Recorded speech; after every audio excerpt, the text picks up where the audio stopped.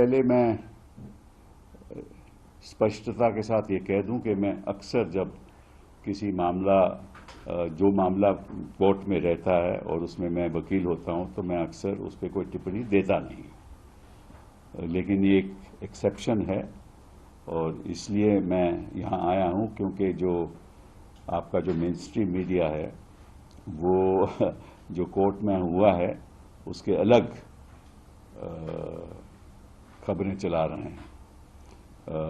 ऐसी खबर कि हमारी जो याचिका है वो डिसमिस हो गई, ये अपने आप में गलत है।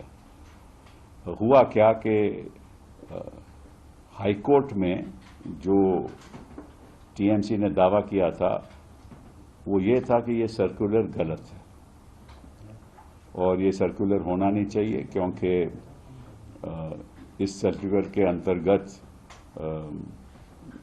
ये कहा गया है कि कमीशन को ये जानकारी है कि और कई जगह से जानकारी मिली है कि वहाँ इलेक्शन के दौरान कुछ प्रॉब्लम्स होने वाली हैं हर बूथ में। तो इस वजह से इलेक्शन कमीशन ने ये तय किया है कि हर बूथ पे एक सेंट्रल गवर्नमेंट का नॉमिनी होगा, सेंट्रल गवर्नमेंट ऑफिसर की नियुक्ति की जाएगी। और हाई कोर्ट में ये मामला जब आया तो ये कहा गया कि वहाँ ऑलरेडी इलेक्शन कमीशन के मुताबिक वहाँ एक ऑब्जर्वर, जिसको कहते हैं माइक्रो ऑब्जर्वर, वो सेंट्रल गवर्नमेंट का नॉमिनी होता है, सेंट्रल गवर्नमेंट उसकी नियुक्ति करती है, वो हर बूथ में वैसे भी वहाँ रहता है। और उस साथ साथ में सारी पार्टी के पोलिंग एजेंट्स रहते हैं, सारी पार्टी के इलेक्शन एजेंट्स रहते हैं और फिर सुपरवाइजर भी रहता है, पोलिंग सुपरवाइजर। तो जब ये बात सर्कुलर पे आई तो सुप्रीम हाई कोर्ट ने कहा कि ये सर्कुलर ठीक है और ये जो फैसला इलेक्शन कमीशन ने किया है वो भी ठीक है। तो जब हम सुप्रीम कोर्ट आए तो हमने ये तय किया कि हम सर्कुलर को चैलेंज नहीं करेंगे, लेकिन ये कहेंगे, ये आग्रह करेंगे सुप्रीम कोर्ट से कि जो सर्कुलर है उसको आप लागू कीजिए। अब सर्कुलर 13 अप्रैल 2026 का है, तो वो सर्कुलर मैं आपको पढ़ भी देता हूं, पहले समझा दूंगा फिर पढ़ भी दूंगा। उसमें ये लिखा है कि कई जगह से हमें जानकारी मिली है कि इरेगुलरिटीज होने वाली हैं इलेक्शन के प्रोसेस में, काउंटिंग के प्रोसेस में इरेगुलरिटीज होंगी।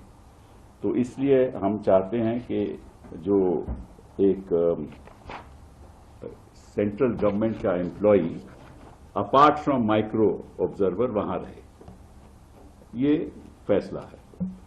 तो हमने फिर कहा कि उसी सर्कुलर के अंतर्गत, वो मैं पढ़ देता हूं, वो कहता है कि from further a dedicated module is being incorporated in ECI net for randomization of counting personnel and generating of counting ID cards. The salient features of the proposed module are as follows. मतलब कि जो मोटी मोटी बात जो है circular के अंतर्गत उन्होंने कही है कि random selection of state government and central government employees from the respective personal data basis for counting duty.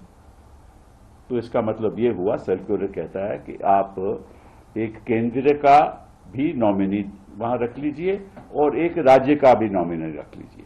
जो सरकारी मुलाजम होगा केंद्र का भी होगा और राज्य सरकार का भी होगा, और ये नियुक्ति उनकी होनी चाहिए। तो हमने सुप्रीम कोर्ट में कहा कि देखिए, उनका खुद का सर्कुलर कहता है, चलिए आप सेंट्रल गवर्नमेंट नॉमिनी रखना चाहते हैं तो रखिए, लेकिन साथ साथ एक स्टेट गवर्नमेंट नॉमिनी भी रखिए, उसकी भी रैंडमाइजेशन नाम करके रखिए।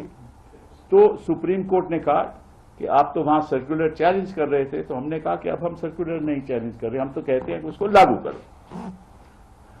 तो अब हमें उम्मीद है, और सुप्रीम कोर्ट ने यह कहा कि, और ये ऑर्डर है कि the Election Commission will follow the circular issued by them both in letter and spirit. मतलब कि उस सर्कुलर को आप लागू करोगे, और जो भी वहां लिखित है उसको लागू करोगे। और लिखित क्या है कि स्टेट गवर्नमेंट का नॉमिनी भी होगा और सेंट्रल गवर्नमेंट का नॉमिनी भी होगा, केंद्र सरकार का भी नॉमिनी होगा, राज्य सरकार का भी नॉमिनी है, जो दोनों गवर्नमेंट सर्वेंट होंगे। तो ये ऑर्डर हुआ है।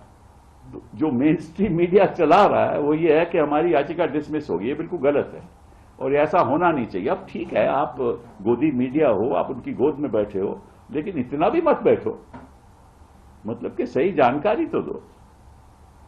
इतना तो आप ऑलरेडी इनको जिता चुके हो, भाजपा तो आप जिता ही चुके हो, क्योंकि जब अमित शाह जी कहते हैं कि 70 सीटें आएंगी तो तुम कह रहे हो 190 आएंगी, तो तुमको तो बढ़ा चढ़ा के आप कर चुके हो। ठीक है, ये तो आपका नेचुरली आपका कुछ होगी बात जो हमें नहीं मालूम,